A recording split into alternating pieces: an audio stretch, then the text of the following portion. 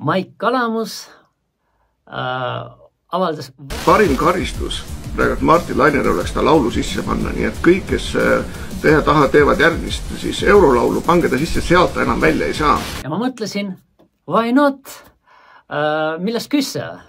Teeme ära. Ja nüüd me teemegi selle laulu ära ja paneme Laine laulu sisse. Kui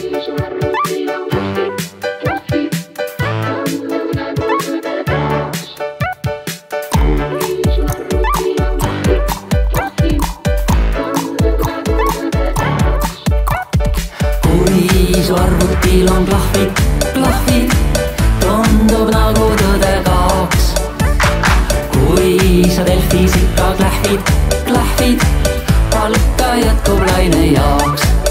Väike Laine on see, kes neid klahve hoogsalt lööb, ise vilet teeb oma kollast tööd. Vaata alt, vaata pealt, klopsib väike siit ja sealt, mis sa ikkad hing. Propagandakirg, kes neid valesid küll oma pähe võtta saab, seda veel ei tea, aga treima peab.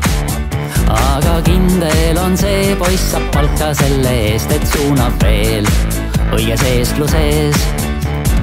Kui su arvutil on klahvid, tundub nagu tõde kaoks. Kui sa Delfis ikka klahvid, palka jätkub Laine jaoks. Aga saabub kord päev, millal rahvas tõde näeb, üks on liiverast, teine pederast. Tihti nad õhtu eel punalatternate teel on puhas plats, tuleb Eesti nats. Ja siis mõtlebki poiss, et kui meeldiv oleks see võtta õige poos, ühes ritmis koos. Mõeldud tehtud ning taaber see pauku saab, varsti tuleb aeg, Lainel valge laev. Kui su arvutil on klahvid, tundub nagu tõde kaoks.